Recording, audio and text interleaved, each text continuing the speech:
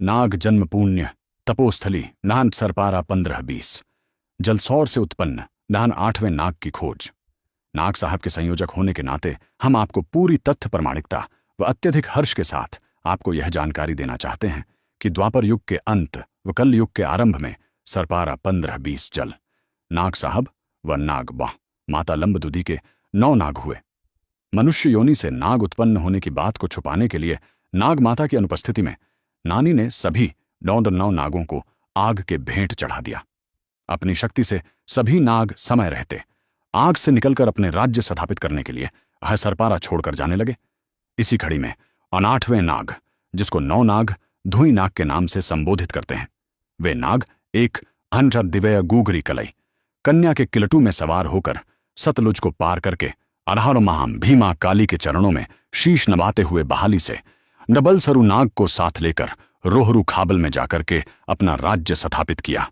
नागों के माली अपने बखान में आरभिक इतिहास के संबंध में केवल इतना बताते हैं कि कोई नाग धुएं के साथ सरपारा से चला गया, और वो कहाँ है इस बात का जिक्र कभी भी नहीं किया, और यह नाग देवता को विलुप्त माना जाने लगा था।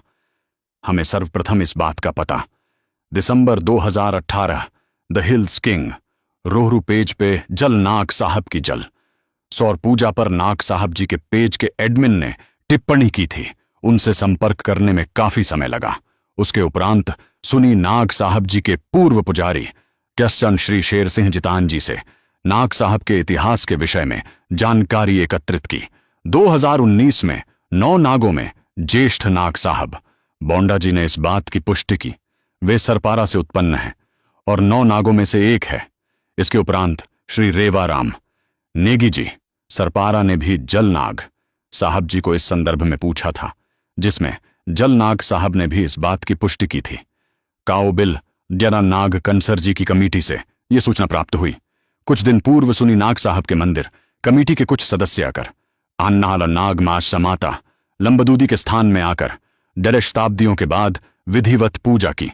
जय हो बदरी विशाल, सुनी नाग साहब जी आपकी जय हो।